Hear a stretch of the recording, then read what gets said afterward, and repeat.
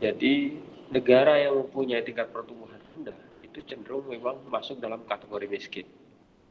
Begitu juga sebaliknya, ketika pendapatan suatu negara itu tinggi, itu artinya negara tersebut menjadi negara maju dan jauh dari masalah-masalah kemiskinan. Nah, bagaimana supaya pendapatan itu tinggi? Tentunya itu butuh pertumbuhan. Nah, pertumbuhan inilah nanti yang akan kita pelajari. Apa yang menyebabkan pertumbuhan, faktor-faktor apa yang menyebabkan pertumbuhan itu bergerak sepanjang waktu, bagaimana pertumbuhan itu bisa berpengaruh terhadap kemiskinan. Nanti ada sesi tersendiri yang mungkin kita akan diskusikan atau kita akan pelajari, dan biasanya itu di mata kuliah ekonomi pembangunan ini pasti akan ada materinya. Nah, ketika juga kita berbicara pendapatan, kita juga berbicara tentang pemenuhan kebutuhan kebutuhan hidup, di mana kebutuhan hidup sepanjang waktu itu selalu meningkat. Kalau zaman kakek nenek teman-teman ini, para mahasiswa yang saat ini sedang kuliah ini, mungkin pada zaman kakek neneknya hanya berpikir bahwa kebutuhan hidup itu hanya sandang, pangan, papan. Tapi sekarang generasi ketiga itu yang sekarang teman-teman alami itu bahwa kebutuhan itu tidak hanya pakaian, tidak hanya perumahan, tapi juga sebenarnya pakai data misalnya. Akses internet, akses informasi itu menjadi kebutuhan utama bagi teman-teman. Nah, untuk itulah ketika kebutuhan hidup sepanjang waktu itu selalu meningkat atau standar kehidupannya selalu meningkat, maka dibutuhkan pertumbuhan pendapatan untuk mengimbangi itu. Nah, selain itu, kenapa pertumbuhan ini menjadi penting? Karena memang menghapuskan kemiskinan, karena kemiskinan itu selalu diasosiasikan dengan penindasan terhadap kelompok-kelompok marginal, kelompok-kelompok minoritas. Dan ada beberapa riset yang menyebutkan peningkatan 10% pendapatan itu akan menurunkan 6% kematian. Nah, itu kenapa kita bisa melihat bahwa pertumbuhan pendapatan ini menjadi salah satu isu penting yang akan dibahas dalam teori ekonomi makro ini. Dalam model pertumbuhan Solow, ini pendekatan model pertumbuhan Solow ini ingin menunjukkan bagaimana sebenarnya tabungan ini nantinya yang akan menjadi investasi, pertumbuhan populasi nantinya ini akan menjadi tenaga kerja, dan teknologi itu berpengaruh terhadap tingkat output dan serta pertumbuhan sepanjang waktu. Jadi kalau dalam ekonomi mikro, teman-teman belajar tentang penawaran, dari sisi penawaran atau faktor produksi dengan fungsi produksi Cobb-Douglas, di mana produksi dipengaruhi oleh modal dan tenaga kerja, itu lebih pada pendekatan statis. Artinya bagaimana alokasi faktor-faktor produksi pada saat itu digunakan. Tapi model pertumbuhan Solow ini, yang kita kembangkan model pertumbuhan Solow ini, ingin melihat bagaimana alokasi faktor produksi tersebut ini bisa berpengaruh terhadap output sepanjang waktu, artinya lebih dinamis. Tidak hanya analisisnya tidak hanya pada fokus pada waktu sekarang, tapi juga bisa saja di masa yang akan datang dan dalam jangka panjang. Untuk itu, kita juga akan membahas tentang Golden Rule. Golden Rule itu adalah salah satu, atau kalau dalam buku-buku terjemahan ekonomi makro biasanya ditulis dengan kaidah emas. Nah, Golden Rule ini adalah suatu upaya untuk menentukan tingkat tabungan yang paling optimal dan stok kapital yang paling optimal, sehingga menghasilkan kesejahteraan yang paling optimal juga. Tingkat kesejahteraan diukur dengan apa? Nanti diukur dengan konsumsi. Nanti kita akan belajar bagaimana tabungan yang paling optimal sehingga konsumsinya itu menjadi yang paling besar sepanjang waktu. Nah, teori Solo ini seperti yang kita pahami bahwa memang ada dua faktor modal dan faktor tenaga kerja serta teknologi yang akan berpengaruh terhadap output. Kita akan dimulai dengan akumulasi modal dulu. Dengan asumsi bahwa kita asumsikan dulu bahwa tenaga kerja tetap, artinya tidak ada perubahan. Teknologi juga tetap tidak ada perubahan. Nanti selanjutnya setelah membahas akumulasi modal ini selesai, kita akan membahas populasi atau tenaga kerja. Kita tidak lagi mengasumsikan populasi tetap, tapi populasi itu berubah.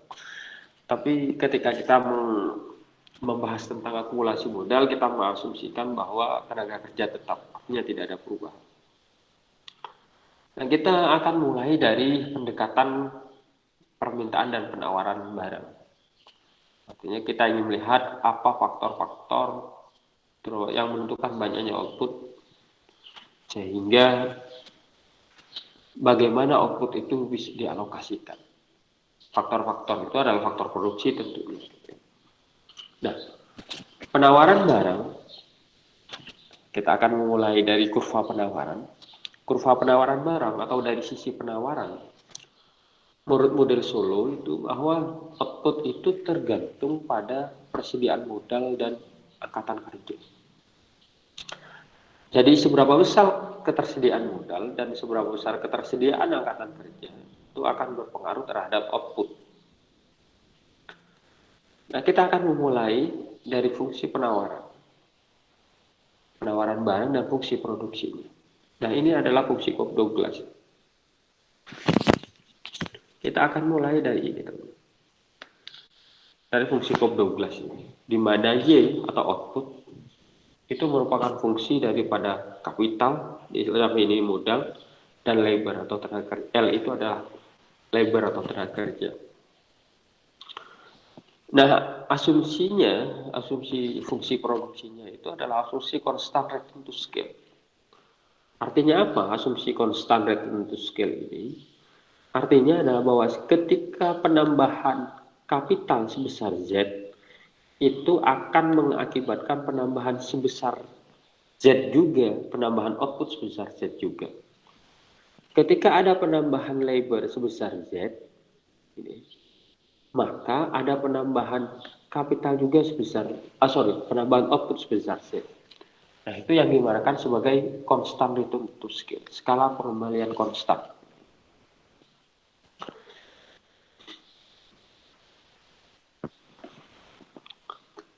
Nah, karena kita mengasumsikan bahwa tenaga kerja itu tetap, maka kita anggap aja Z ini adalah 1/L. Sehingga kita bisa membagi Z 1/L, berarti ini Y menjadi 1/L, Y per L, K per L, dan L ini per L. Jadi sebenarnya satu ini adalah dari L per L. Sehingga bisa dituliskan hanya Y kecil, karena Y per L ini kita tuliskan menjadi notasi Y kecil, sama dengan fungsi dari K kecil ini adalah kapital per tenaga kerja. Satu ini nanti kita lihat. Sehingga kita bisa tulis bahwa output per pekerja, ini Y ini adalah output per pekerja, itu merupakan fungsi dari modal per pekerja. Bagaimana hubungannya modal per pekerja dan output tenaga kerja? Ini hubungannya positif. Jadi ketika modal per pekerja naik, maka Y ketika modal per pekerja ini naik, maka output per pekerja maka akan naik. Sesuai dengan fungsi Cobb-Douglas, ketika modal naik, maka output itu akan menjadi naik. Nah, teorinya memang mengatakan dalam fungsi produksinya teorinya Solo bahwa output itu dipengaruhi oleh modal. Nah, dari grafik sebenarnya kita bisa membuat sebuah pendekatan, yaitu ini adalah grafik output. garis horizontal ini adalah menunjukkan modal per pekerja, sedangkan garis vertikal itu menunjukkan output per pekerja. Semakin banyak modal per pekerja, artinya semakin banyak modal per pekerja misalnya di titik ini, itu akan mengakibatkan output per pekerjanya juga akan menjadi naik. Tapi ketika modal pekerjanya sedikit, maka output pekerjanya juga menjadi sedikit. Seberapa besar kenaikan modal pekerja berpengaruh terhadap output pekerja, itu dipengaruhi kita lihat MPK-nya atau marginal product of capital. Marginal product of capital itu kan jika K meningkat 1 unit, jadi ketika K meningkat 1 unit, maka Y akan meningkat sebesar MPK ini. Nah, ini kemiringan dari MPK ini atau marginal product of capital itu adalah tingkat kemiringan dari grafik output ini, dari garis output ini. Nah, dari si grafik ini juga kita bisa melihat bagaimana pada awal-awal modal pekerja sedikit, misalnya di titik sini, ketika K ini meningkat 1 unit, itu akan meningkatkan MPK atau meningkatkan output per pekerja itu besar, karena MPK-nya besar. Tapi ketika pada saat modal pekerjanya tinggi, misalnya di garis sini, itu kelihatan bahwa garis output itu lebih mendatar. Artinya apa? Ketika garis output itu mendatar, artinya bahwa setiap penambahan modal per pekerja 1 unit, misalnya per pekerjaan 1 unit, itu hanya menaikkan output pekerja itu sedikit sekali. Kenapa? Karena MPK-nya menjadi semakin kecil. Jadi ketika misalnya kita membangun pabrik, modalnya tambahin terus, itu bukan berarti outputnya akan naik, tapi itu MPK-nya menjadi semakin kecil. Jadi itu yang terjadi teman-teman ketika kita belajar tentang output dari sisi penawaran. Nah, sekarang kita akan berpindah kepada sisi permintaan barang. Sisi permintaan barang dan fungsi konsumsi kita menggunakan pendekatan identitas pendapatan nasional. Di pengantar teori ekonomi makro sebenarnya teman-teman sudah dapat di mana Y sama dengan Y ini adalah pendapatan sama dengan konsumsi plus investasi. Ini kalau identitas pendapatan nasional. Kenapa biasanya ada faktor G atau government expenditure dan ekspor neto. Nah, kita tidak memasukkan government expenditure dan ekspor neto karena kita berasumsi bahwa perekonomian berada dalam perekonomian tertutup sederhana. Jadi hanya ada perusahaan dan rumah tangga yang ada. Nah, dalam ukuran pertenaga kerja, berarti kita bisa dituliskan Y atau output per pekerja. Ini Y kecil ini output per pekerja sama dengan persamaan tadi. C ini adalah kapital per pekerja, yaitu sama dengan C per M. Karena kita ingin mengubahnya dalam ukuran per tenaga kerja. Sedangkan I kecil ini adalah investasi per pekerja. Sehingga semua notasi yang kita pakai itu nantinya adalah per tenaga kerja. Kalau kita berbicara output, berarti output per tenaga kerja. Kalau berbicara modal, berarti modal per tenaga kerja. Kalau bicara konsumsi berarti konsumsi per pekerja, kalau bicara investasi berarti investasi per pekerja. Nah, tadi kita sudah berbicara dari sisi penawaran, sekarang kita berbicara dari sisi permintaan barang. Nah, bagaimana fungsi konsumsinya? Fungsi konsumsinya seperti S ini adalah tingkat tabungan. Kalau tingkat tabungan ini sebenarnya adalah bagian dari pendapatan yang tidak ditabungkan. Jadi kalau kita berbicara S, ya berarti S itu adalah dari pendapatan yang ditabungkan. Y setelah dikurangi C, maka sama dengan S. Nah, teman-teman dapatkan itu di pengantar ekonomi makro kemarin. Nah, fungsi konsumsi seperti apa? Fungsi konsumsi per tenaga kerjanya, kita bisa menggunakan fungsi C ini. Nah, ini adalah teman-teman kalau ingat ini adalah MPC. Kalau di pengantar ekonomi makro itu namanya MPC atau marginal propensity to propensity to consume, atau kecenderungan marginal untuk mengkonsumsi. MPC plus MPS, teman-teman kalau masih ingat, itu pasti sama dengan 1. Atau marginal propensity to consume, ini marginal propensity to save itu pasti sama dengan 1. Ya, hanya sekedar mengingat ekonomi makro kemarin. Nah, konsumsi ini dipengaruhi oleh output per tenaga kerja. Masih ingat, C atau konsumsi itu dipengaruhi oleh pendapatan. Pendapatan dalam hal ini adalah output. Sehingga kita bisa lihat, lalu bagaimana hubungan tabungan dan investasi. Tabungan per tenaga kerja ini, kita pakai notasi S ini, yaitu adalah sama dengan Y kurangi C. Jadi tabungan itu adalah misalnya kita punya pendapatan 100, dikonsumsi 75, berarti tabungannya ya 25. Kalau kita punya pendapatan 100, yang dikonsumsi 80, ya berarti yang ditabung 20. Kalau kita punya 100, pendapatan 100, yang ditabung 10, ya berarti yang dikonsumsi sebanyak 90. Jadi nah, dari persamaan ini bahwa saving itu adalah pendapatan setelah dikonsumsi. Sedangkan konsumsi di slide sebelumnya ini kita bisa tuliskan itu 1 min S per Y. Jadi kita bisa sederhanakan lagi, karena Y min C, Y min dikurangi 1 min SY, berarti tinggal SY. Nah, jadi ini 1 kali Y berarti Y, S kali Y sama dengan SY. Jadi Y kurangi Y berarti hanya tinggal SY-nya. Jadi kita bisa tulis bahwa kalau identitas pendapatan nasional itu Y sama dengan C plus I, di mana I itu sama dengan Y kurangin C, karena sama dengan SY. I ini kan sebenarnya Y kurangin C, sedangkan Y kurangin C itu sama dengan SY. Jadi kita bisa tulis, maka investasi itu akan sama dengan tingkat tabungan.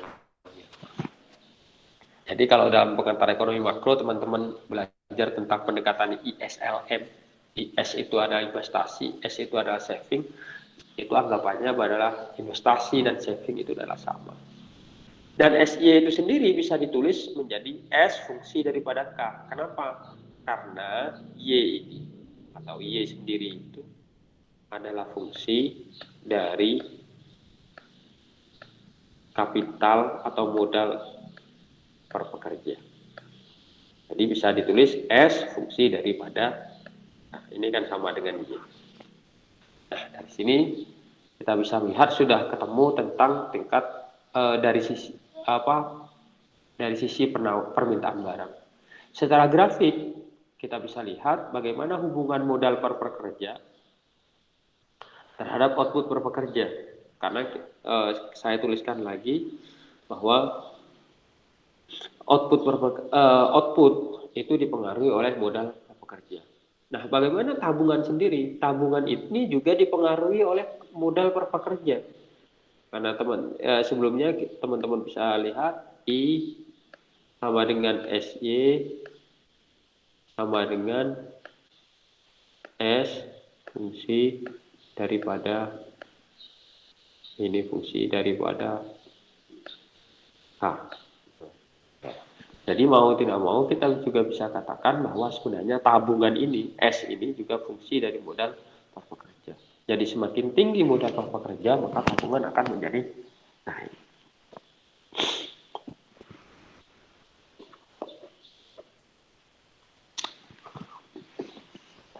Saya izin sebentar untuk ini. Saya harus ke kamar mandi dulu.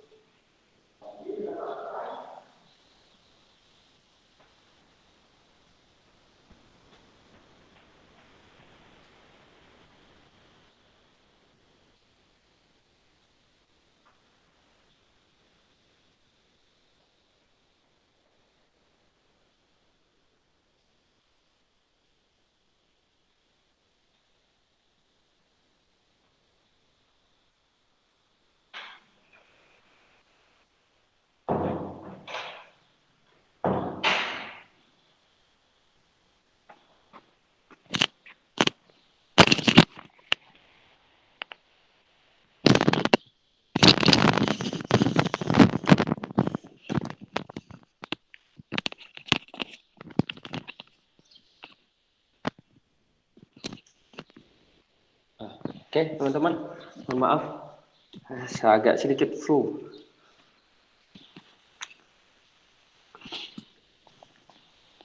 Kita akan lanjutkan lagi. Nah, dari grafik ini sebenarnya kita bisa lihat bahwa bagaimana hubungan tabungan, hubungan modal pekerja terhadap tabungan. Nah, misalnya kita anggap misalnya bagaimana ketika pada saat modal pekerja sebanyak K1. Berapa output yang dihasilkan? Output yang dihasilkan adalah sebesar Y1. Nah, tabungannya seberapa? Tabungannya sebesar ini, sebesar I1. Kenapa kita tulis I1? Karena tabungan ini sama dengan SY. Jadi tabungan otomatis sama dengan investasi. Nah, sisanya dari pendapatan sebesar Y1 setelah dibuat tabungan sebesar I1 ini, sisanya digunakan untuk apa? Sisanya digunakan untuk konsumsi. Kenapa? Nah, Y sama dengan C plus I. Gitu. Jadi C plus I, C plus I, K sama dengan I.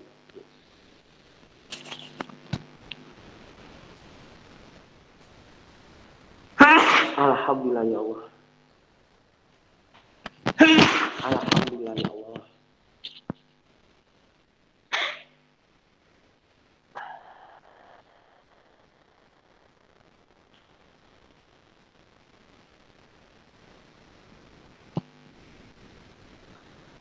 Mohon maaf teman-teman, agak sedikit tidak lancar saya.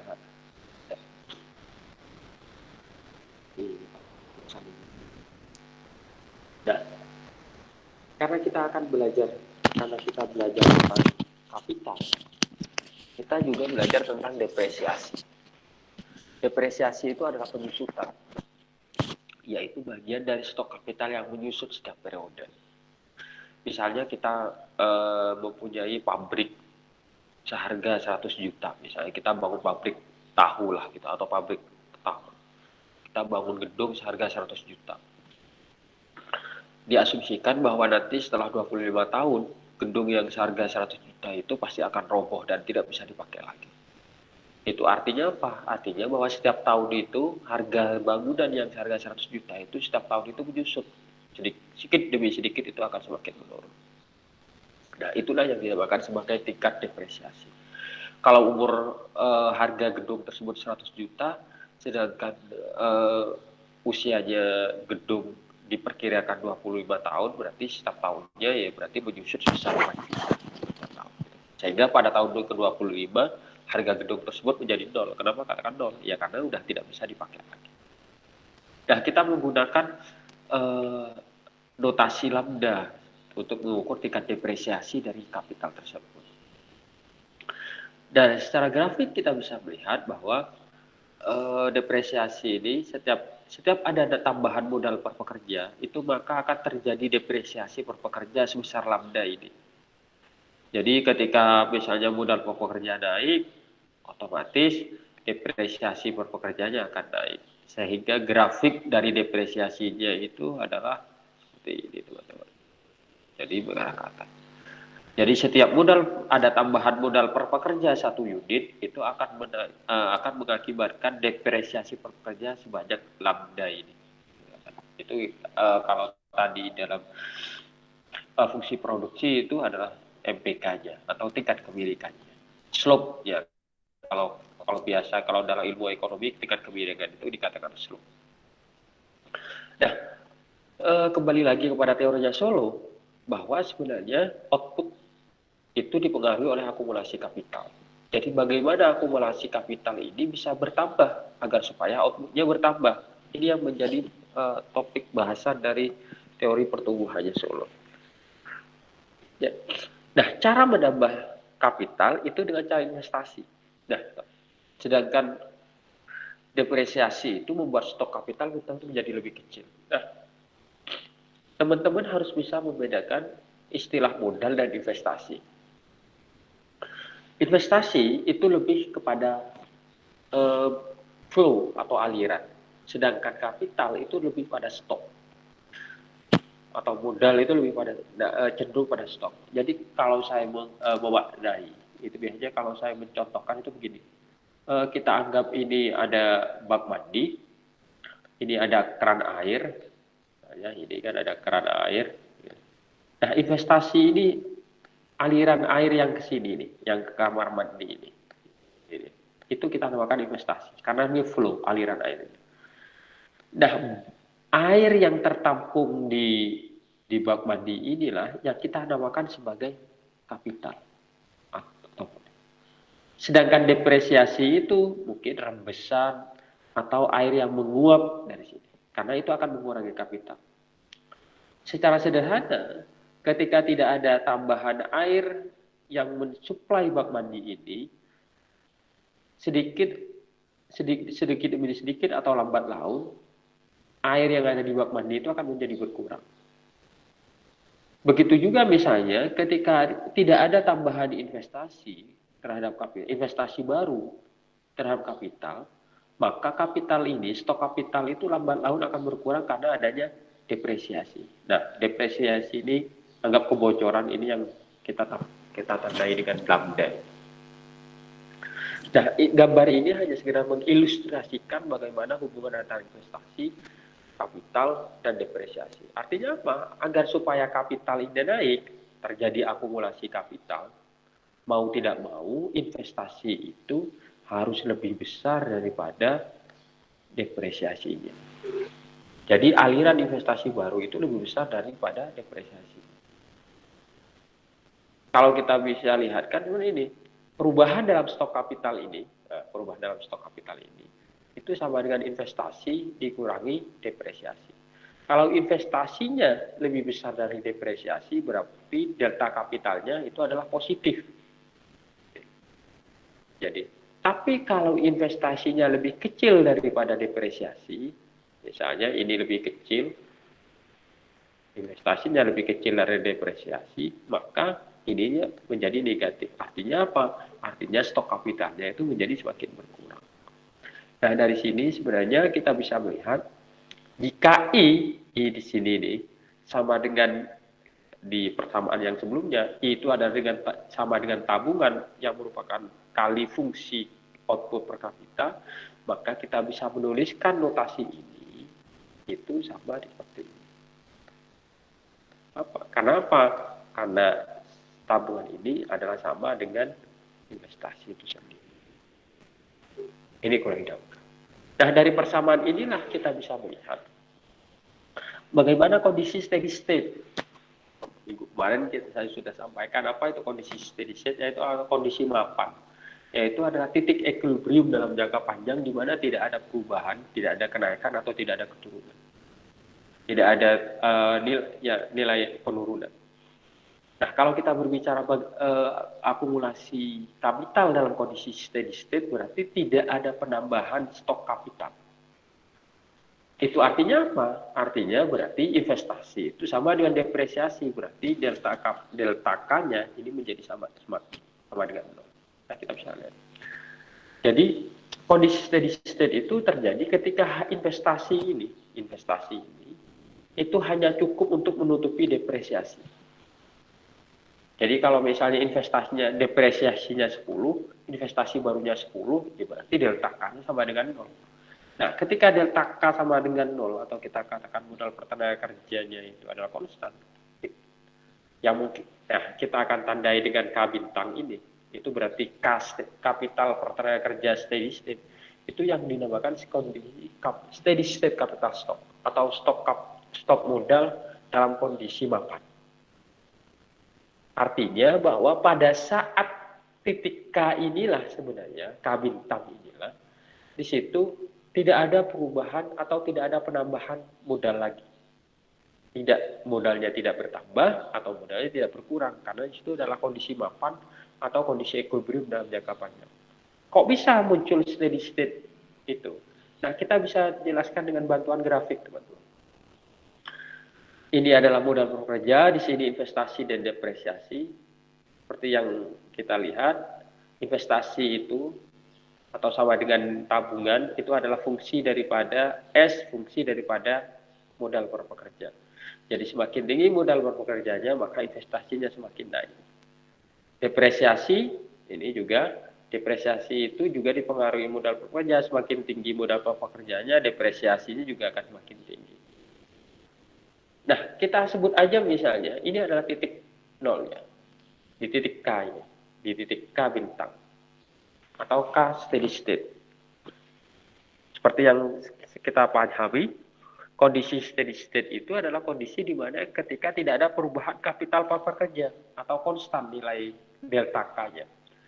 Itu terjadi ketika depresiasi, nilai depresiasi itu sama dengan investasi. Artinya, investasi yang baru itu cukup hanya dipakai untuk depresiasi, untuk menutupi depresiasi atau penyusutan. Kalau titik K-nya berada di titik sini misalnya, di kurang dari K steady state, maka investasi lebih besar daripada depresiasi. Sebaliknya, ketika K itu berada di titik sini, misalnya di atas K steady state, capital steady state, modal per pekerjaannya, maka itu yang terjadi itu depresiasi lebih besar daripada investasi.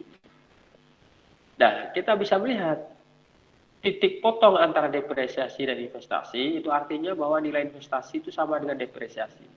Jadi investasi baru itu digunakan semuanya untuk menutupi depresiasi, dan itu yang kita namakan sebagai kondisi kapital atau modal per pekerja steady state atau steady state capital stock, yaitu karena tidak ada perubahan lagi, tidak ada penambahan kapital lagi, karena investasinya tidak ada tambahan investasi. Karena investasi yang ada itu hanya cukup digunakan untuk menutupi depresiasi. Jadi investasi yang ada hanya cukup untuk menutupi depresiasi, sehingga tidak ada penambahan akumulasi kapital di sini. Nah, kita mencoba simulasikan bagaimana misalnya K, kalau seandainya modal per pekerja itu lebih kecil dari capital steady state. Anggap aja di titik K1 ini. Kita lihat di titik K1 ini, investasinya lebih besar daripada depresiasi. Investasinya lebih besar daripada depresiasi. Ketika investasi lebih besar dari depresiasi, nah ini, kita lihat ini investasinya, nilainya sampai di titik sini, sedangkan depresiasinya berada di titik ini. Itu artinya apa? Berarti investasi lebih besar daripada depresiasi. Ketika investasi lebih besar dari depresiasi, berarti delta K-nya positif. Nih, delta K-nya ini positif. Nah, ini positif. Ini. Nah, delta K yang positif inilah, karena ada kelebihan investasi untuk menutupi depresiasi, itu akan menambah stok kapital. Nah, stok kapital ini yang akan menggeser K1 ini. Nah, teman. Nah, jadi delta K yang ini, kelebihan dari investasi ini, itu akan menggeser K1 menjadi K2. Jadi dari K1 delta K ini, lalu akan menggeser K1 menjadi K2. Lalu apa yang terjadi ketika pada kondisi K2? Kondisi K2 ini juga menunjukkan bahwa investasinya itu masih tetap lebih besar daripada depresiasi. Sehingga apa? Sehingga delta K-nya atau delta kapitalnya itu masih positif. Nah, kelebihan dari investasi tersebut akan menggeser K2 bergeser lagi menjadi K3. Seterusnya, pada titik K3, investasinya masih lebih tinggi daripada depresiasinya, walaupun kecil. Ini K3 ini. Nah, itu akan membuat akan muncul delta K lagi yang positif, yang itu akan menggeser dan akhirnya terus-menerus akhirnya menuju titik steady state atau titik kondisi mapan ini menjadi kondisi mapan. Jadi sepanjang K ini, kapital per pekerja itu di bawah K bintang atau K steady state, modal per pekerja investasi itu akan melebihi depresiasi. Jadi investasi di sini, di investasi melebihi daripada depresiasi. Sehingga K itu akan terus-menerus dan akan menuju K bintang atau K kondisi steady state. Begitu juga sebaliknya, ketika K itu lebih tinggi daripada K steady state, maka depresiasi lebih besar daripada investasi. Ketika depresiasi lebih besar dari investasi, maka delta K-nya itu adalah negatif, dan itu akan terus-menerus berkurang dan membuat bergeser K-nya itu menuju ke steady state. Itu yang terjadi. Kenapa? Kita bisa lihat kondisi modal pekerja keseimbangan atau steady state itu dianggap sebagai modal steady state keseimbangan atau equilibrium dalam jangka panjang. Karena akan proses interaksi antara investasi dan depresiasi itu akan dengan secara otomatis akan mendorong modal kondisi K bintang atau kondisi steady state di titik yang ditentukan. Nah, lalu bagaimana ketika misalnya kita ingin meningkatkan tabungan? Kenapa? Tujuan dari suatu negara itu pasti, suatu perekonomian itu kan pasti akan meningkatkan output. Sedangkan output sendiri itu harus meningkatkan kapital karena Y merupakan fungsi daripada K kan. Nah, sedangkan kapital itu dipengaruhi oleh fungsi tabungan tadi yang merupakan investasi. Karena kita ingat S sama dengan I. Jadi kalau tabungannya tinggi berarti I-nya ikut tinggi, investasinya tinggi. Ketika I-nya tinggi, maka investasi tinggi, maka modal per pekerja akan semakin tinggi. Ketika modal per pekerja semakin tinggi, maka output semakin tinggi. Jadi secara sederhana, kalau kita ingin meningkatkan modal per pekerja, ingin meningkatkan output, ya berarti kita harus meningkatkan tingkat tabungan. Nah, apa pengaruhnya misalnya? Ketika misalnya tingkat tabungan itu dalam masih S1, tingkat K steady state-nya itu adalah tingkat K1. Tapi ketika tingkat tabungannya naik menjadi tingkat tabungan S2 misalnya, tabungan ini S2F, maka tingkat titik modal per pekerja steady state itu bergeser dari bukan lagi K1, tapi akan bergeser lagi menjadi K2. Nah, dari grafik ini kita bisa melihat ada implikasinya adalah meningkatnya tabungan itu akan meningkatkan investasi. Karena kita tahu bahwa tabungan itu sama dengan investasi. Nah, itu akan meningkatkan stok kapital. Dari stok kapital steady state K1 ini akan bergeser kepada kapital steady state yang baru, yaitu K2 steady state. Nah, ketika modal steady state yang baru, apa implikasinya? Kita akan melihat semakin tinggi S, itu maka akan semakin tinggi K steady state. Di grafik sebelumnya itu kita lihat semakin tinggi S, maka akan menggeser K itu ke arah kanan. Berarti kapital pekerja steady state-nya semakin tinggi. Karena Y itu adalah fungsi daripada K, modal pekerja, karena output ini adalah fungsi kepada kapital, dari modal, maka semakin tinggi K ini, maka itu akan membuat Y juga akan menjadi semakin tinggi atau output semakin banyak.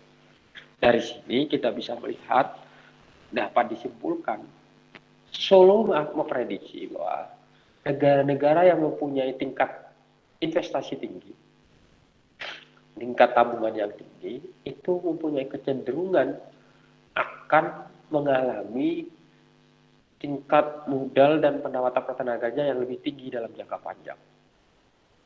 Atau output pertenaga kerja dalam jangka panjang itu akan menjadi naik. Nah, yang mungkin bisa kita diskusikan saat ini adalah misalnya, apakah memang benar tabungan itu berpengaruh terhadap investasi, terhadap output nasional? Yang kedua, kita juga belajar tentang bagaimana hubungan defisit anggaran pemerintah terhadap tabungan nasional. Di pengantar ekonomi makro, teman-teman sudah belajar tentang crowding out. Crowding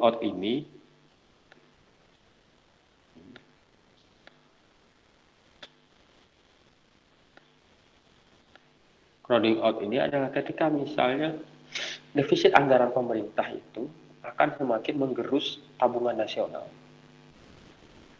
Nah, ini studi kasus ini bisa dilihat dari studi kasus Jerman dan Jepang. Ketika Jerman dan Jepang kalah di Perang Dunia Kedua pada tahun 45, ternyata pada tahun 48, pada masa tahun 48 dan 52, itu Jepang dan Jerman itu mengalami tingkat pertumbuhan ekonomi yang fantastis. Jepang itu sekitar 8, lebih, sedangkan Jerman itu 5, lebih. Bahkan di Amerika itu pertumbuhan ekonominya 2,2, padahal Amerika itu adalah pemenang perang saat itu. Nah, kenapa mereka kok bisa Jepang dan Jerman mengalami pertumbuhan ekonomi yang fantastis? Karena mereka itu masih mempunyai tingkat tabung. Mereka punya tingkat tabungan. Walaupun pada saat kalah perang, modal mereka luluh lantak, tinggal sedikit. Tapi tingkat tabungan tiap tahun itu mereka pupuk. Ya, akhirnya apa? Akhirnya pada tahun ketiga, tahun kelima setelah kalah perang, walaupun modalnya sedikit, akhirnya terjadi akumulasi kapital yang besar. Nah, akumulasi kapital yang besar itulah yang membuat tabungan nasionalnya investasinya semakin tinggi, modalnya semakin tinggi, dan itu outputnya menjadi semakin tinggi.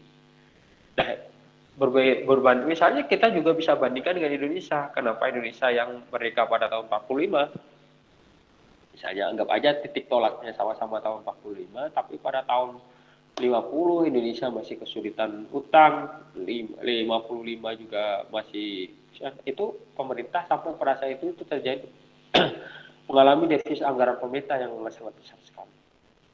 Nah, teman-teman nanti bisa diskusikan ini, apakah defisit anggaran pemerintah itu menciptakan crowded fund ini, yaitu di mana tabungan nasional itu menjadi semakin rendah karena adanya defisit anggaran pemerintah. Nah, teman-teman bisa lanjutkan di kasus, misalnya studi kasus di beberapa negara, misalnya di suatu negara. Nah, tadi kita sudah belajar bagaimana pengaruh tabungan berpengaruh terhadap kapital, akumulasi kapital, terhadap investasi berpengaruh terhadap akumulasi modal berpengaruh terhadap output. Sekarang permasalahannya itu adalah kalau memang misalnya tabungan menurut teorinya Solo itu akan berpengaruh terhadap output, apakah berarti semua pendapatan, kalau misalnya bagaimana misalnya semua pendapatan itu ditabungkan aja, nggak usah dikonsumsi, pokoknya semuanya ditabungkan. Harapannya apa? Harapannya adalah waktu akan menjadi semakin naik. Nah ini yang menjadi pertanyaan kita. Bagaimana kalau misalnya tabungan itu ditabung, pendapatan itu ditabungkan semua sehingga tidak bisa dikonsumsi? Apakah lalu kesejahteraan akan menjadi naik? Nah ini yang akan menjadi bahasan dalam konteks golden rule itu.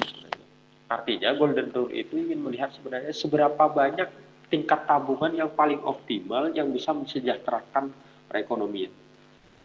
Kita memahami bahwa tabungan itu akan menambah modal akan menambah output. Tapi apakah berarti tingkat tabungan yang tinggi itu juga akan membuat perekonomian berada dalam kondisi sejahtera? Jadi kita akan pelajari. Kita akan mempelajari sebenarnya seberapa besar nilai S atau nilai tabungan yang mungkin berbeda-beda yang akan menyebabkan steady state yang berbeda pula. Di grafik 5 slide sebelumnya kita bisa melihat karena penambahan S ini itu kan mengakibatkan titik steady state itu berbeda-beda, berganti atau bergeser. Nah, kita ingin melihat sebenarnya kondisi steady state yang terbaik itu yang seperti apa. Artinya tingkat tabungan yang terbaik itu seberapa, yang di titik mana. Ukurannya adalah kalau kita berbicara yang terbaik itu adalah tentang kesejahteraan ekonomi. Nah, kesejahteraan ekonomi itu tergantung pada konsumsi. Jadi indikatornya itu adalah seberapa banyak yang bisa dikonsumsi. Karena sebenarnya masyarakat atau rumah tangga individu itu tidak peduli berapa investasinya, tidak berapa tabungannya, tidak berapa jumlah outputnya, tapi peduli seberapa banyak yang mereka bisa konsumsi, baik itu barang atau jasa dalam konteks ini. Maka kalau kita berbicara yang kondisi steady state yang terbaik, itu berarti adalah kondisi steady state yang bisa membuat kesejahteraan perekonomian yang paling optimal, yang ditandai dengan tingkat konsumsi per kapita yang tertinggi. Jadi indikatornya itu adalah tingkat konsumsi per kapita yang tertinggi. Nah, kita bisa lihat fungsi konsumsinya itu kan C, kalau dalam mata kuliah pengantar ekonomi itu kan C adalah MPC, fungsi daripada Y. Ini MPC. Biasanya kalau ada yang menggunakan istilah alfa beta, biasanya ditandai dengan beta. Misalnya kalau ada yang menggunakan notasi lain. Nggak tahu di pengantar teori ekonomi makro kemarin biasanya menggunakan notasi apa untuk menunjukkan MPC ini. Tapi kita lihat ini 1 min S karena S itu adalah MPS, sedangkan MPS plus MPC sama dengan 1. Kita lihat ini adalah MPC-nya. Fungsi daripada K ini adalah Y. Jadi kita sudah melihat bahwa C itu adalah MPC kali Y, sama dengan yang teman-teman pelajari di mata kuliah pengantar ekonomi makro. Nah, bagaimana kita bisa ingin C ini yang tertinggi? Kita harus memahami dulu ini, meningkatnya tabungan, meningkatnya S ini, itu akan mendorong K, mendorong kapital, investasi naik, modal naik, dan Y akan menjadi lebih naik. Akhirnya apa? Ketika Y naik, maka C akan naik, konsumsi akan naik, karena C ini dipengaruhi oleh Y. Tapi di sisi lain, ketika S itu naik, itu akan mengurangi bagian dari konsumsi. Dari pendapatan ini, mengurangi MPC-nya ini. Sehingga bisa menurunkan C. Jadi di sisi lain itu, ketika S naik itu bisa meningkatkan output, yang nantinya akan meningkatkan C. Tapi di sisi lain, meningkatnya tabungan itu berarti ada sebagian dari pendapatan yang harus digunakan untuk menabung, sehingga konsumsinya mau tidak mau itu dikorbankan, sehingga bisa menurunkan C. Nah, di titik mana yang terbaik? Nah, itulah yang akan kita pelajari dengan konsep golden rule ini. Berapa sebenarnya tingkat konsumsi yang naik? Misalnya kalau kita punya pendapatan 100, itu tingkat tabungan yang terbaik itu apakah 95? Apakah cukup menabung 5? Ataukah menabung 10? Atau menabung 15? Yang kita pelajari kalau dalam kalau orang-orang tua kita kan semakin banyak menabung semakin bagus, menabung pangkal kaya kalau itu. Tapi apakah misalnya ketika kita punya pendapatan 100, 99-nya ditabung, satunya dikonsumsi, itu adalah suatu kondisi yang terbaik? Nah, belum tentu. Atau sebaliknya, yang ditabung cuma 1, yang dikonsumsi 99, apakah itu yang terbaik? Ya, kita tidak tahu. Jadi satunya itu hanya ditabung, 99 dikonsumsi. Nah, kalau kita mungkin, kalau kita tidak punya tabungan, ya berarti kalau kita punya pendapatan 100, ya yang ditabung 0, yang dikonsumsi 100, gitu ya, berarti kita tidak punya tabungan, gitu, berarti kita tidak menabung sama sekali. Nah, bagaimana konsep golden rule ini? Berapa tingkat tabungan yang paling bisa memaksimalkan C, yaitu bagaimana menentukan S, menentukan tabungan dan kapital yang bisa memaksimalkan C. Jadi intinya itu adalah memaksimalkan konsumsi. Nah, kita anggap aja misalnya kita tandai menggunakan notasi K bintang gold. Kalau tadi itu K bintang itu adalah kapital modal per pekerja steady state, kalau kapital ini kita menggunakan kapital ada tambah gold, itu berarti golden rule. Yaitu adalah tingkat modal di mana di situ adalah nilai steady state dari kapital per pekerja yang bisa memaksimalkan konsumsi. Nah, ini yang terbaik. Nah, untuk mendapatkan nilai golden rule dari tingkat modal ini, kita bisa melihat karena ukurannya adalah kesejahteraan ekonomi yang diukur dengan konsumsi, maka ya kita menggunakan rumus konsumsi. Konsumsi itu adalah Y sama dengan I. Kenapa kok C sama dengan Y kurangi I? Karena di sini itu Y sama dengan C plus I. Ini C plus I. Teman-teman di pendapatan nasional, di pengantar ekonomi makro sudah dapat ini. Bahwa C sama dengan Y min I, berarti karena Y sama dengan C plus I. Kalau C-nya digeser ke, I-nya digeser ke sini, di sebelah kiri otomatis kan menjadi minus seperti tingkat konsumsi. Nah, fungsi Y sendiri itu kan bisa dituliskan menjadi Y sendiri itu bisa dituliskan menjadi fungsi dari kapital per pekerja. Sedangkan I itu sama dengan tingkat depresiasinya. Nah, kenapa I sama dengan depresiasi? Karena kita melihat ini ada, ingat, kondisi steady state. Kondisi steady state itu adalah di mana ketika delta K sama dengan 0.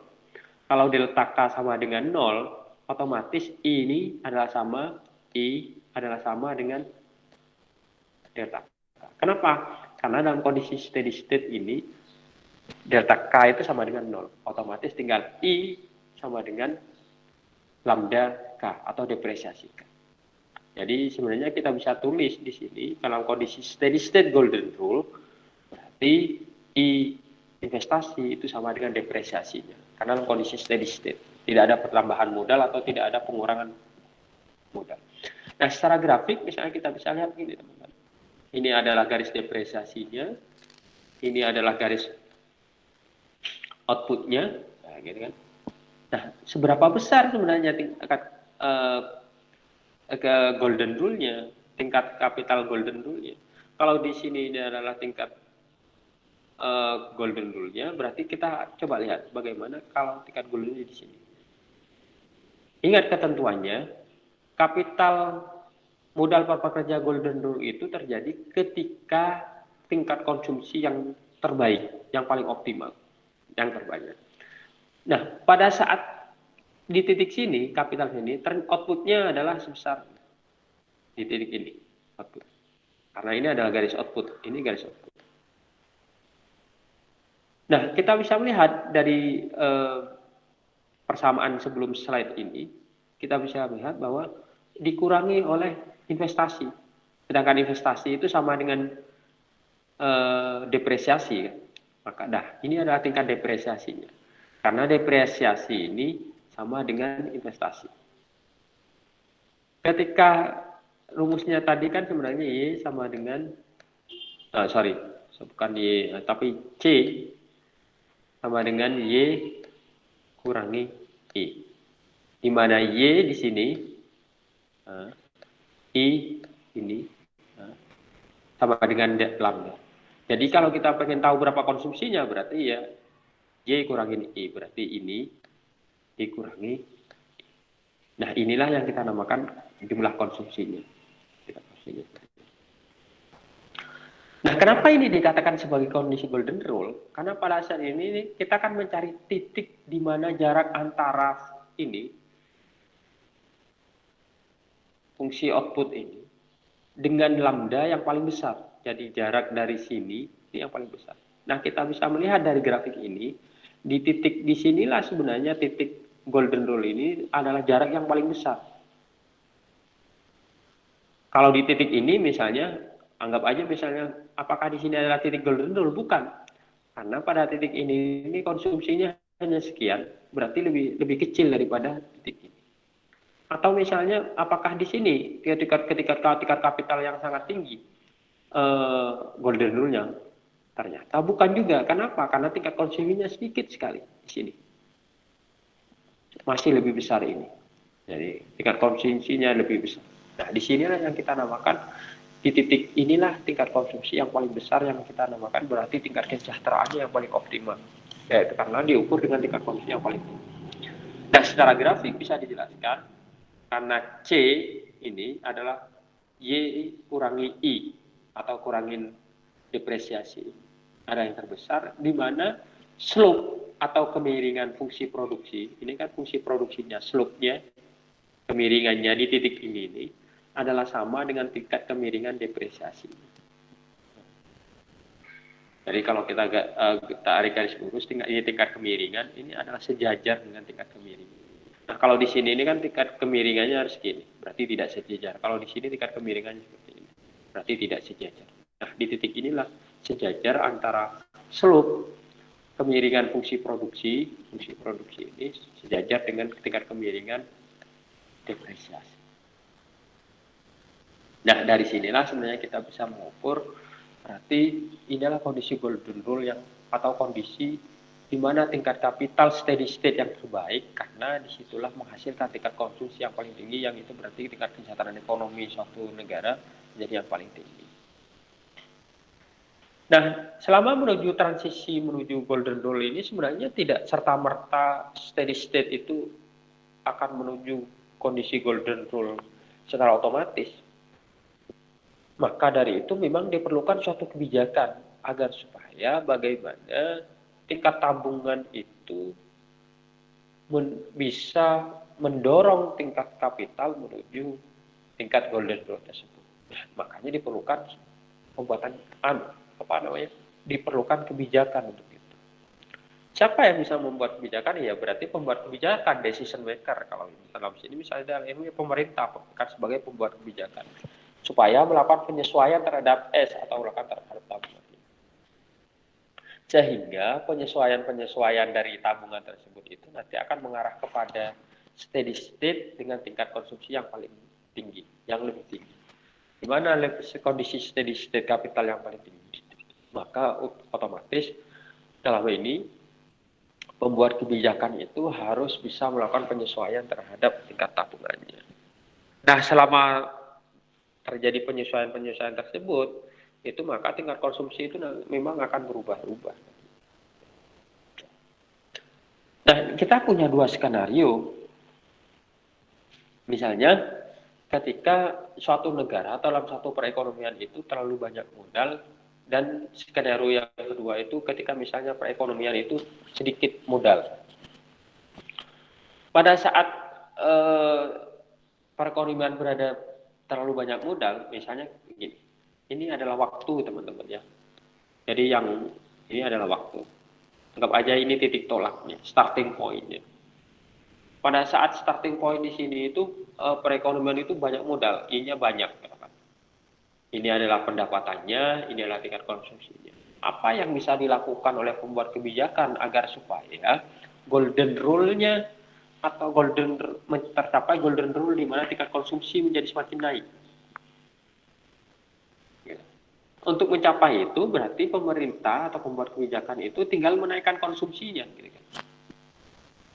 Nah, ketika tingkat konsumsi naik, ini dinaikkan sekian, memang itu akan berdampak terhadap penurunan investasi. Dan ingat bahwa ketika konsumsi naik itu kan berarti tabungannya menjadi semakin berkurang. Kalau tabungannya semakin berkurang berarti investasinya semakin berkurang. Nah, apa dampaknya investasi semakin berkurang? Investasi semakin berkurang itu dampaknya terhadap output akan semakin berkurang. Nah, terjadi penurunan output yang akhirnya nanti juga penurunan output ini, yang akhirnya juga itu terjadi penurunan konsumsi. Tapi penurunan konsumsi ini masih di sepanjang waktu, seterusnya ini waktu terus sepanjang masa yang akan datang itu masih di atas titik awal sebelumnya. Jadi tingkat konsumsinya masih lebih tinggi. Jadi ketika K bintang, K steady state ini lebih kecil daripada K goalnya, maka peningkatan C itu dibutuhkan penurunan S. Jadi maka dibutuhkan peningkatan C dan dibutuhkan penurunan S. Jadi tabungannya aja yang diturunkan agar supaya C-nya menjadi naik. Jadi ketika dalam masa menuju transisi ini, maka konsumsinya akan menjadi semakin tinggi pada semua titik waktu. Ini kan semakin tinggi, di atas titik-titik waktunya ini kan. Tapi itu skenarionya ketika dalam satu perekonomian itu terlalu banyak modal. Lalu bagaimana ketika di situ ada sedikit modal satu negara? Apakah kebijakannya seperti itu juga? Kalau terlalu sedikit modal, mau tidak mau ini kan modalnya sedikit sekali. Iya. Apakah C juga harus dinaikkan? Mau tidak mau memang I-nya yang harus dinaikkan atau tabungannya yang dinaikkan. Tapi ketika tabungannya dinaikkan, investasi dinaikkan, memang kecenderungannya konsumsi ini akan menjadi turun. Padahal sebenarnya konsumsi semakin turun berarti kesejahteraan akan semakin turun kan? Nah, cuman akibat dari investasi yang naik karena tabungan naik dan investasi naik ini akan mengakibatkan output akan menjadi semakin naik. Nah, ketika output semakin naik, itu yang akan mendorong ketika output semakin naik seperti ini, itu yang mendorong konsumsi menjadi semakin naik dan melebihi garis konsumsi, melewati garis konsumsi sepanjang waktu. Nah, kita bisa melihat garisnya di atas garis sepanjang waktu ini. Masih di atas ini. Cuman yang akan menjadi pokok persoalan memang saat ini, pada titik T0 ini, pada saat masa sekarang ini, mau tidak mau ada pengorbanan tabungan, ada pengorbanan konsumsi yang harus diturunkan. Untuk masa yang akan datang, konsumsi itu akan menjadi naik, karena output akan menjadi naik, maka konsumsinya akan menjadi semakin naik. Tapi mau tidak mau, memang kebijakannya itu harus meningkatkan investasi, meningkatkan tabungan. Dan itu berarti ada tabungan yang harus dikorbankan. Nah, dari ini sebenarnya, ini di luar konteks ekonomi makro, teman-teman. Kita sebenarnya juga belajar tentang kehidupan ini dari grafik ini. Saya juga baru nemu belajar teori makro ini, grafik ini sebenarnya baru kerasa kemarin sebenarnya bahwa ini kalau kita bisa lihat ini adalah pelajaran hidup. Bisa jadi sebenarnya ini di luar konteks ekonomi makro ya, tapi ini bisa menjadi pelajaran hidup buat kita. Bahwa saat ini sebenarnya bisa jadi orang tua kita saat ini. Orang tua kita yang ada di rumah teman-teman saat ini, bapak ibu, kan teman-teman sekarang berada di rumah, bapak ibu. Saat ini sekarang mereka sedang mengorbankan tingkat konsumsinya. Mereka pengen makan enak, mereka tahan-tahan. Mereka pengen baju baru, mereka juga pengen tahan-tahan. Mereka pengen jalan-jalan, mereka tahan-tahan. Harapannya apa? Harapannya mereka itu investasinya ini akan menjadi semakin naik. Jadi ada tabungan yang dikorbankan agar supaya investasinya naik. Apa bentuk investasinya? Investasinya adalah berupa kalian ini. Kalian yang sedang belajar di universitas, yang sedang kuliah di UTM ini adalah investasi buat mereka. Harapannya apa? Ketika mereka berinvestasi dengan mengorbankan konsumsi mereka, harapannya ketika investasi berupa pendidikan buat anak-anaknya naik, nanti output ini akan menjadi naik. Outputnya menjadi naik apa? Anak-anaknya menjadi sukses, anak-anaknya menjadi berhasil, anak-anaknya menjadi jaya. Harapannya nanti ketika anak-anaknya ini jaya, itu yang akan mengerek konsumsi orang tua kita menjadi lebih tinggi lagi dan melebihi dari apa yang dikorbankan oleh mereka itu. Nah, cuman dari sinilah sebenarnya kita bisa melihat apakah nanti tugas kita ketika kita sudah ada investasi pendidikan segini, apakah kita bisa mengerek output menjadi naik, ya, sehingga bisa mengerek konsumsi orang tua kita menjadi naik dan tingkat kesejahteraan mereka menjadi naik dari sebelumnya mereka saat ini. Padahal mereka sudah mengorbankan tingkat konsumsi mereka. Nah, ini juga menjadi pelajaran penting buat teman-teman, ya buat saya pribadi juga, bahwa apa yang kita capai saat ini tidak lepas dari perjuangan orang tua kita saat ini yang mengorbankan tingkat konsumsinya semata-mata agar mereka bisa berinvestasi yang berupa pendidikan kita. Harapannya apa? Harapan outputnya naik, sehingga mereka juga kesejahteraannya naik di masa yang akan datang. Ini sebenarnya hanya pelajaran hidup untuk mengingat-ingat kembali bahwa bisa jadi pagi ini orang tua kita itu sedang menahan konsumsi untuk tidak makan enak, mungkin ke pasar nemu jajan enak, beliau pengen tapi mereka tahan. Kenapa? Karena anaknya butuh beli paket untuk kuliah. Jadi jangan sia-siakan pengorbanan konsumsi mereka dengan apa yang seharusnya kita melakukan suatu hal yang tidak berguna dan kita menyia-siakan pengorbanan mereka. Itu pelajaran dari grafik ini. Walaupun ini di luar konteks makro, saya pikir ya kita bisa belajar banyak soal hidup dari apa yang kita pelajari juga. Nah, selanjutnya teman-teman bisa mendiskusikan bagaimana pengaruh Omnibus Law dan investasi. Bukan Omnibus Law ya, tapi Omnibus Law itu ada kemarin, ada di yang lagi viral itu, Omnibus Law itu. Jadi bagaimana Omnibus Law ini dan investasi ini coba nanti teman-teman diskusikan. Apakah Omnibus Law ini sebenarnya bisa mengangkat investasi menjadi naik? Karena teorinya kan kalau investasi naik menurut Solo, maka stok kapital akan menjadi semakin tinggi, output akan menjadi semakin tinggi, perekonomian menjadi semakin tinggi. Karena apa? Karena Omnibus Law ini dibuat, ide dasarnya itu adalah untuk meningkatkan investasi. Dengan menyederhanakan regulasi-regulasi atau aturan-aturan itu. Walaupun di sisi lain memang ada hak-hak buruh yang dikorbankan, hak-hak pekerja yang dikorbankan. Dan itu yang menjadi polemik sampai saat ini. Ada yang banyak menolak itu. Tapi Omnibus Law ini sudah diketok, teman-teman bisa saja diskusikan apakah memang nantinya Omnibus Law ini sesuai dengan yang diharapkan, yaitu untuk meningkatkan investasi. Nah, silakan ini didiskusikan. Ya, syukur-syukur ini juga menjadi salah satu ide buat teman-teman untuk menuliskan di tugas mata kuliah ekonomi makro. Nah, tadi kita sudah berbicara akumulasi modal dengan asumsi bahwa tenaga kerja itu tetap. Nah, sekarang kita akan mengasumsikan tidak populasi atau tenaga kerja itu kita tidak mengasumsikan tetap, tapi berubah. Karena kembali lagi pada teori awal bahwa Y output adalah fungsi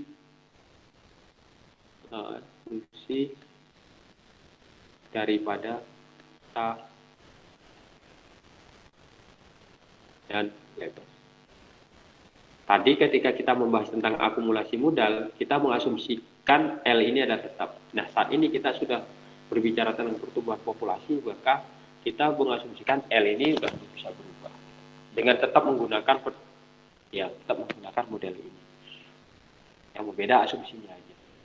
Dengan asumsi bahwa misalnya jumlah populasi atau tenaga kerja bertambah sebanyak N, ini hanya sekedar contoh, misalnya ketika L pada tahun pertama itu 1000, jika tumbuh 2% per tahun, maka tinggal mengalihkan aja N 2% kali 1000, maka 20. Maka pada tahun kedua ada penambahan sebanyak 20 menjadi 1020. Nah, berarti ini adalah kondisi realnya, jadi kita tidak bisa mengasumsikan populasi itu tetap.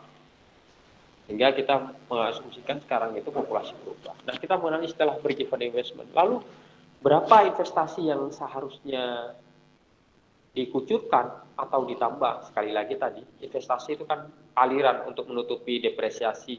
Kalau lebih, itu berarti akan menaikkan kapital. Kalau lebih dari depresiasi, itu nanti akan menaikkan kapital stok. Nah, lalu di titik berapa investasi yang bisa menutupi depresiasi? Nah, sekarang karena kerja berubah, berarti otomatis juga ada investasi yang harus ditambah untuk menutupi penambahan tenaga kerja ini. Nah, ini yang kita namakan sebagai kondisi break even atau balik modal, balik pokok atau impas. Berapa investasi yang bisa menutupi depresiasi dan pertumbuhan populasi ini. Kenapa? Karena ketika kita bisa melihat ini bahwa ini adalah depresiasi, ini adalah N, ini adalah pertumbuhan populasi. Nah, ini yang kita namakan sebagai break-even investment.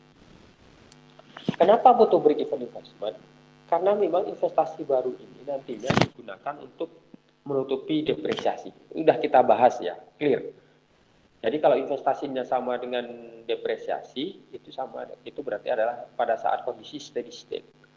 Tapi kan di sini ada tambahan N. Ada tambahan populasi. Kenapa N itu berpengaruh terhadap kapital? Karena yang kita bahas ini K, yaitu kapital per pekerja. Sama dengan K kecil ini. Gitu. Kalau kita mengasumsikan kalau L naik, tadi kan populasi naik, sedangkan K tidak berubah, maka apa yang terjadi? Maka K akan menjadi turun. Kalau K turun, dampaknya apa? Kalau K turun, dampaknya Y akan menjadi turun. Kalau sudah Y turun, berarti sudah dalam tidak kondisi steady state, berarti kondisi steady state-nya menjadi semakin berkurang. Gitu kan? Berarti output-nya menjadi semakin berkurang. Nah, sekarang mau tidak mau berarti harus ada penambahan kapital. Nah, penambahan kapital inilah yang itu pertama untuk menutupi depresiasi, yang kedua untuk menutupi penambahan populasi. Karena jika tidak ada tambahan modal baru yang bisa menutupi depresiasi dan penambahan populasi, pertumbuhan populasi, maka K akan turun. Karena stok kapital yang harus ini, karena K ini akan turun, karena ada pembagian stok kapital yang dibagi menjadi harus dibagi dengan tenaga kerja baru yang semakin meningkat, dan itu menjadi lebih sedikit lagi. Maka yang menjadi mau tidak mau berarti investasinya ini harus bertambah lagi, karena tidak hanya untuk menutupi depresiasi tapi juga harus menutupi N. Nah, persamaan dari perubahan modal tenaga kerja, kalau ketika tadi kita berbicara tentang akumulasi kapital, delta K itu hanya I dengan ini delta K, lambda K, yaitu delta K itu dalam kondisi steady state atau nol, berarti investasi itu sama dengan depresiasinya, yaitu investasinya itu dianggap hanya menutupi depresiasi. Tapi saat ini karena ada N, maka berarti harus dalam lambda ditambah N yang dikalikan K, di mana ini adalah investasi aktualnya, ini yang kita namakan sebagai break-even investment.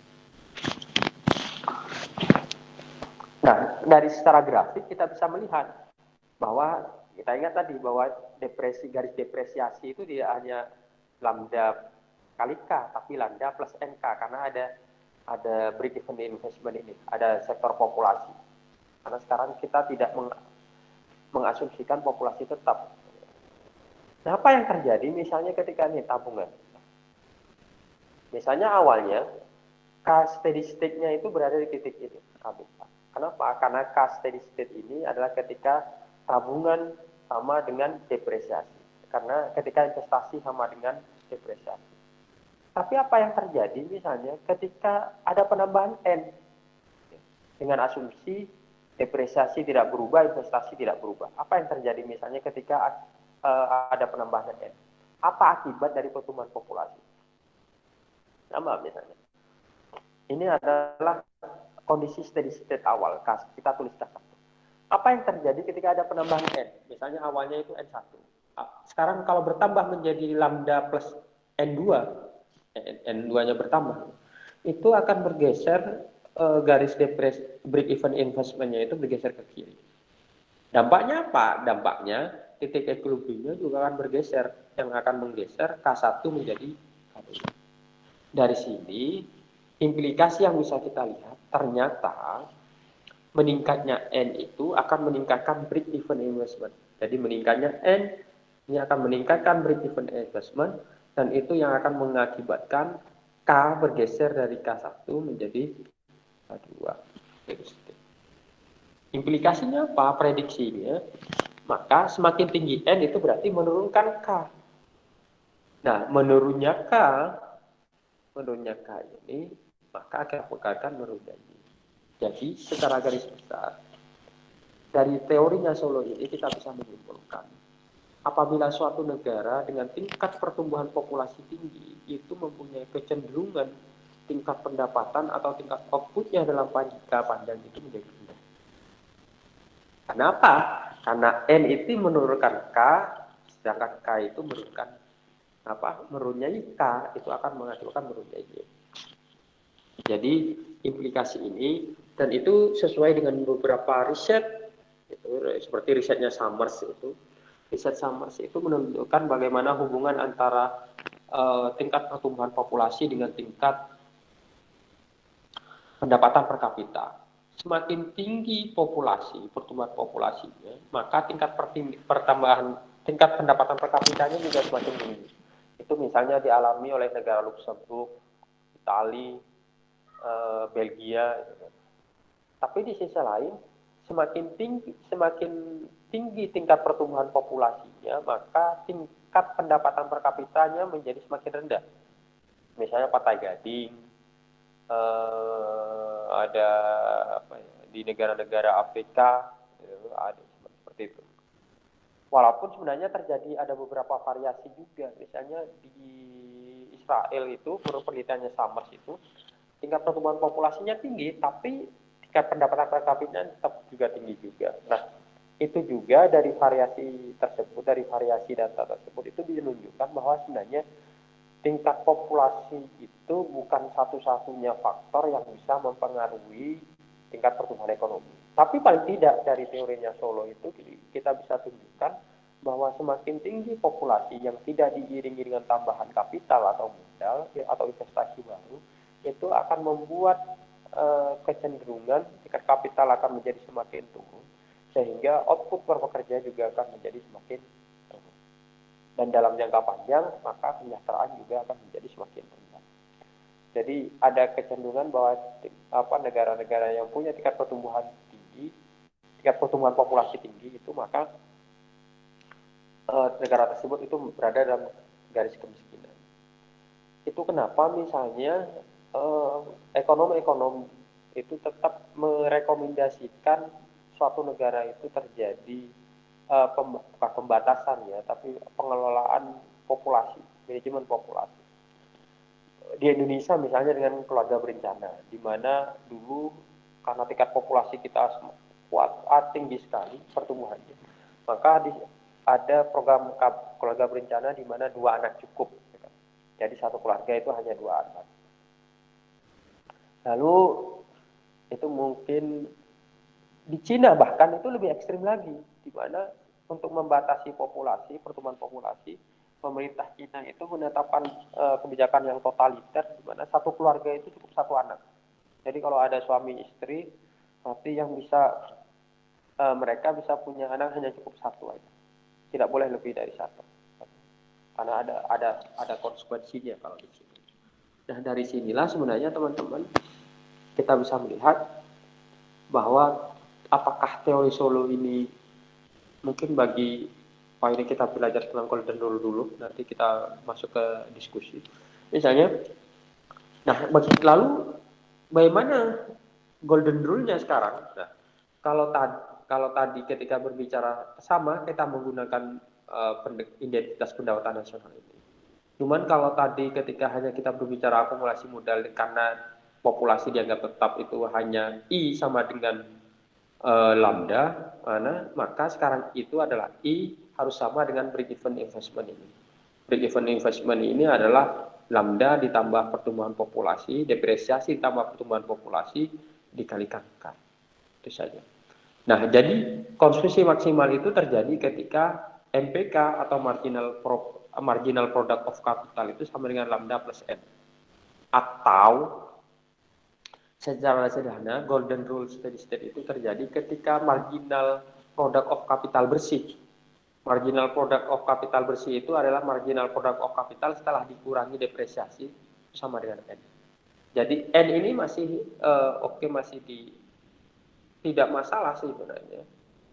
N ini harapannya cuman N itu jangan sampai melebihi dari MPK bersihnya ini, marginal product of capital. Karena kalau sudah melebihi dari N, otomatis C-nya akan menjadi semakin berkurang.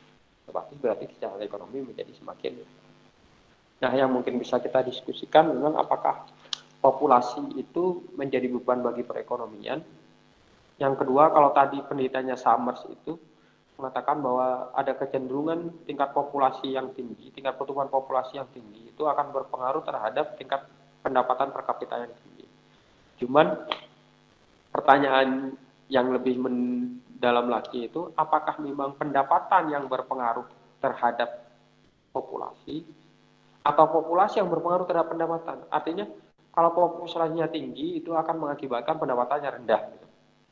Atau sebaliknya, bukannya pendapatan yang berpengaruh terhadap populasi. Jika pendapatan suatu negara itu tinggi, maka tingkat populasinya menjadi rendah. Itu banyak terjadi di negara-negara Eropa karena tingkat pendapatannya mereka tinggi, maka populasi mereka menjadi tingkat pertumbuhan populasinya tingkat pertumbuhan populasinya menjadi rendah. Nah, ini bisa menjadi diskusi buat teman-teman, apakah terjadi hubungan sebab akibat atau sebenarnya hubungan searah. Tapi sebenarnya mana yang faktor yang dipengaruhi, mana yang mempengaruhi, mana yang faktor eksogen, mana variabel endogennya. Itu nanti teman-teman bisa pelajari. Nah, sebagai pengayaan, ada beberapa pandangan alternatif terhadap pertumbuhan populasi ini. Saya mengambil 2 yang paling ekstrim, yaitu modelnya Malthus ini beranggapan bahwa populasi itu secara terus-menerus itu akan bertambah. dan dunia itu akan selalu berada dalam kemiskinan. Kenapa? Karena kecenderungan seorang untuk mereproduksi populasi itu tidak bisa ditahan. Sedangkan kemampuan suatu negara, kemampuan bumi untuk menghasilkan makanan bagi populasi yang terus bertambah tersebut itu tidak akan mencukupi, menurut Malthus. Jadi satu-satunya cara, bukan salah satu cara, tapi satu-satunya cara untuk membatasi populasi itu menurut Malthus ya hanya dengan kesengsaraan, misalnya bencana alam, dengan kemiskinan, kelaparan, gitu kan. Otomatis kan mereka akan mati, gitu menurut Malthus. Atau dengan sifat buruk, misalnya kriminalitas, pembunuhan, ya, otomatis kan populasi semakin berkurang. Jadi pengendalian populasi itu menurut Malthus sih hanya dengan kesengsaraan dan sifat buruk itu. Walaupun pendapatnya Malthus itu terkoreksi secara sendiri karena saat ini hipotesisnya tidak terbukti. Buktinya saat ini walaupun populasi bertambah banyak, ternyata kita masih tidak kekurangan makanan karena misalnya adanya teknologi 1 hektar tanah bisa, kalau dulu hanya menghasilkan 1 ton, sekarang bisa menghasilkan 2 ton karena ada teknologi yang ditemukan, misalnya teknologi pupuk gitu. Nah, pandangan yang bertolak belakang dengan Malthus ini terhadap populasi itu adalah pandangannya Kramer. Kramer itu beranggapan bahwa sebenarnya kemajuan suatu negara, suatu wilayah itu malah ditentukan oleh populasi. Karena Kramer itu mencoba meneliti semakin tinggi atau semakin banyak populasi di suatu wilayah, maka wilayah tersebut itu akan menjadi semakin maju.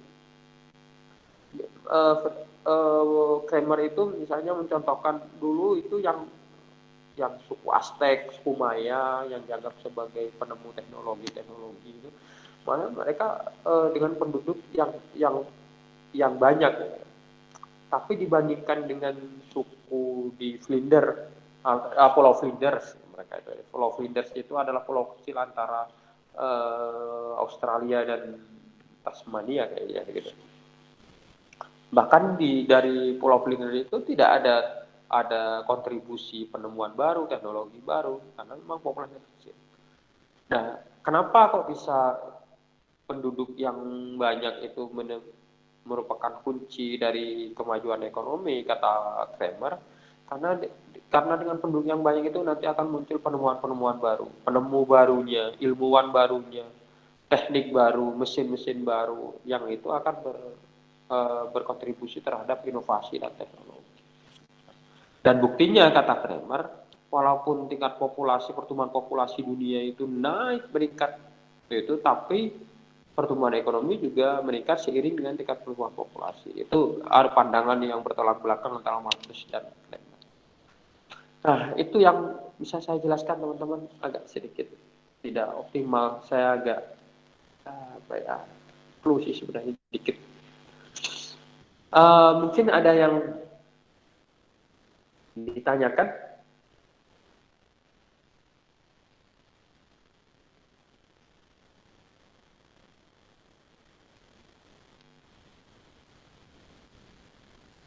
Bapak, saya masih agak bingung pada beberapa teori yang tadi. Saya mau bertanya pada yang dikatakan Bapak tadi itu investasi sama dengan depresiasi. Itu maksudnya gimana Bapak? Sedangkan sebelumnya Bapak juga bilang kalau produksi itu sama dengan depresiasi. Itu gimana Bapak? Ya, saya coba cari kondisi steady state itu ya.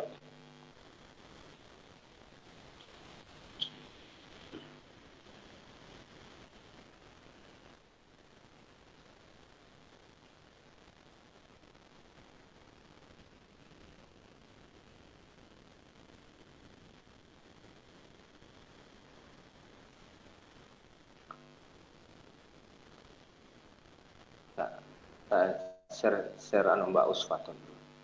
Saya share.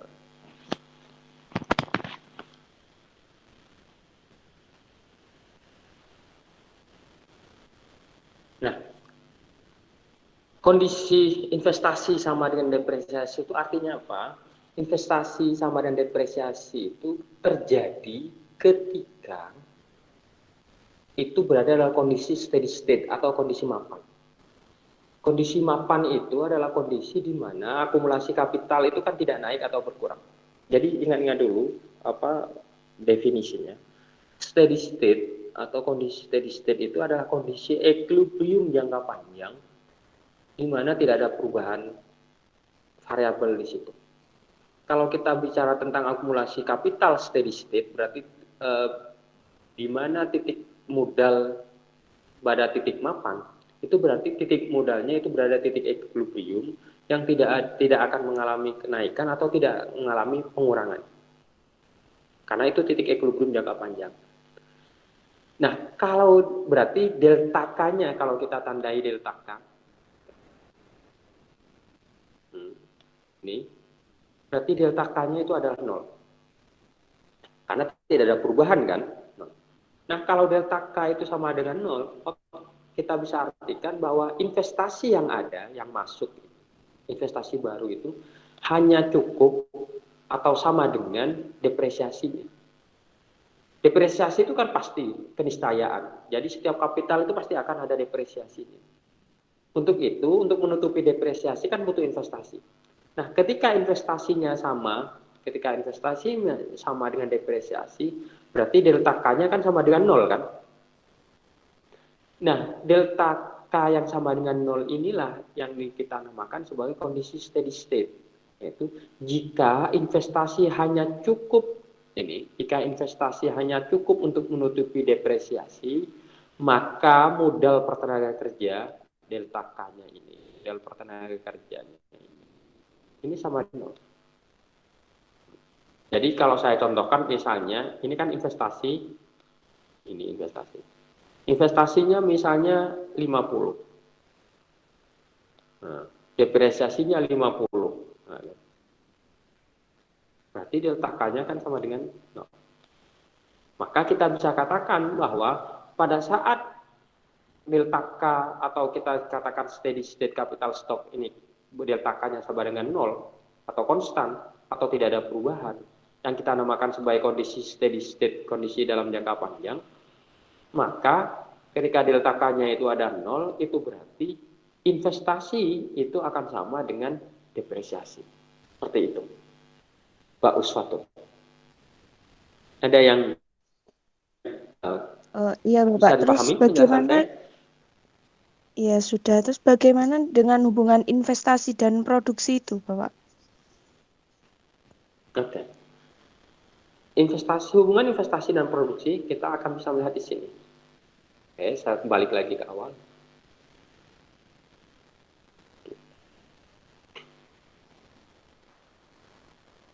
Kita akan mulai dari fungsi penawaran. Kita ingat, kalau produksi ini kan kita lihatnya dari fungsi penawarannya. Fungsi penawaran itu, ini adalah, ini yang harus kita ingat bahwa ini adalah model utamanya. Bahwa produksi Y ini kan produksi, itu dipengaruhi oleh K dan L.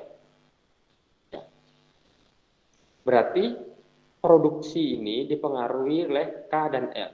Nah, di awal kita mengasumsikan L ini tidak berubah, anggap aja dibuang L. Makanya kita dengan ditransformasi misalnya Y per L atau output per pekerja, ini produksi per pekerja, itu kita bisa tuliskan Y merupakan fungsi dari K. Atau output per pekerja itu sama dengan fungsi dari kapital per pekerja atau modal per pekerja. Jadi ketika modal per pekerjanya naik, ketika K-nya naik, maka produksinya akan menjadi semakin naik. Oke, ini dari sisi penawaran. Lalu kita akan berpindah kepada sisi permintaan. Nah, ini. Jadi bagaimana hubungan investasi, kita sebut modal ya, masih belum, kan Mbak Uswatun nanya bagaimana pengaruhnya investasi terhadap output.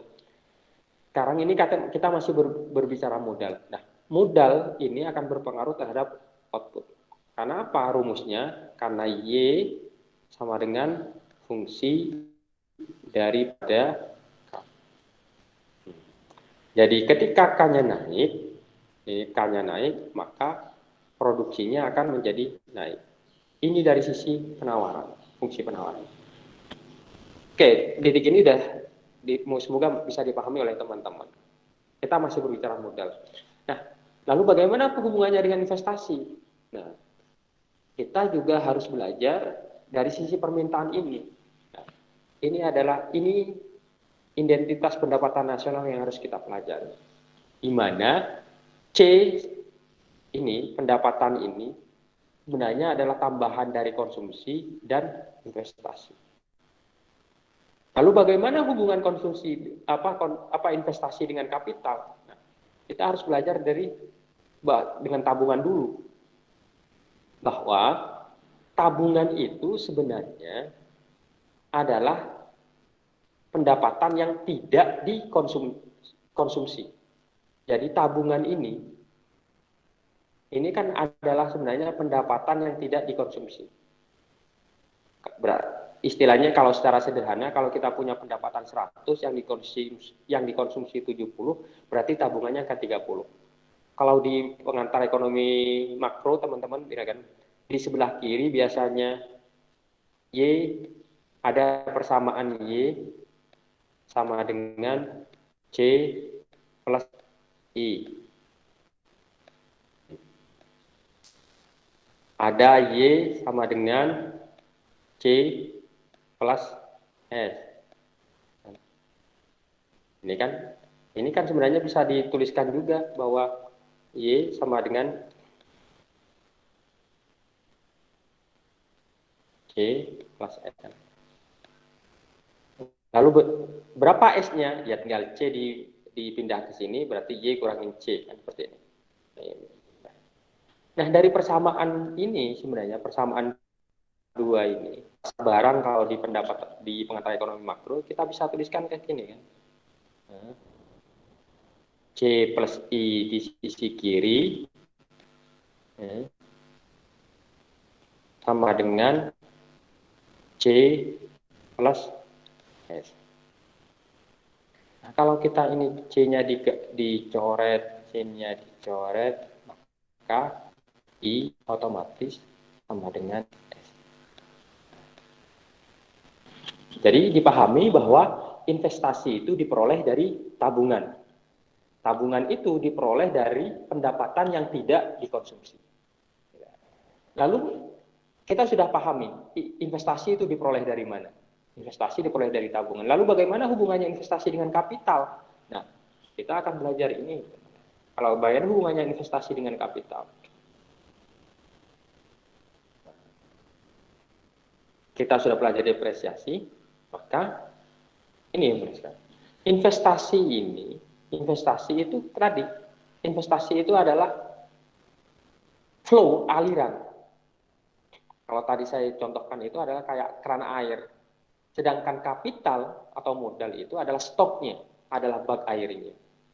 Jadi kalau kita pengen stok kapitalnya itu bertambah, berarti aliran investasinya itu harus bertambah dibandingkan dengan depresiasinya. Karena aliran stok kapital atau bag air itu kan sedikit demi sedikit itu pasti akan menguap. Kalau dalam istilahnya itu terjadi depresiasi modal itu. Nah, bagaimana supaya penguapan air itu bisa diimbangi lebih besar lagi, maka investasinya yang harus semakin diperbesar. Nah, itulah hubungannya antara investasi dengan stok kapital.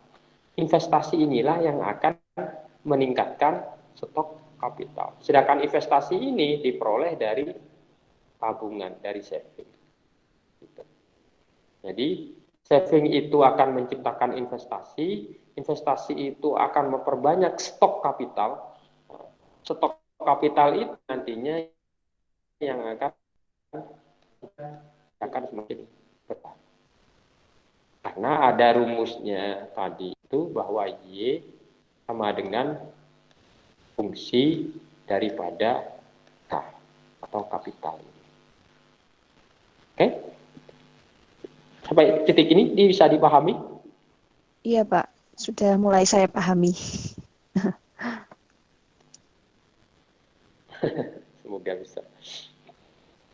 Oke, ada pertanyaan lain selain Mbak Usfatun? Saya Pak izin bertanya. Ya, silakan Mas Aldi ya. Pak, untuk yang penugasan makro itu Pak yang dikumpulkan ke minggu ke-6. Nah, itu untuk isi pembahasannya itu yang gimana Pak? Masih belum paham Pak. Terima kasih. Pembahasannya gini, tadi kan contohnya misalnya saya minta teman-teman untuk salah satu topik diskusi itu diskusi di luar itu tentang omnibus law dan investasi misalnya kan. Silakan aja misalnya teman-teman kan ini kan kita berbicara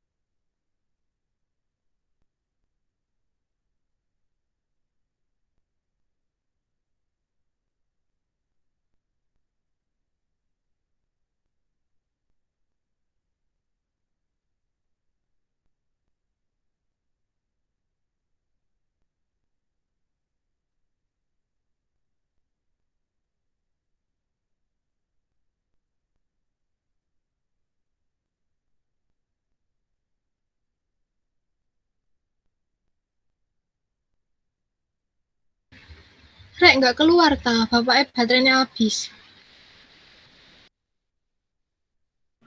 Yo wes ayo metu. Ya wes lanjut WA ae.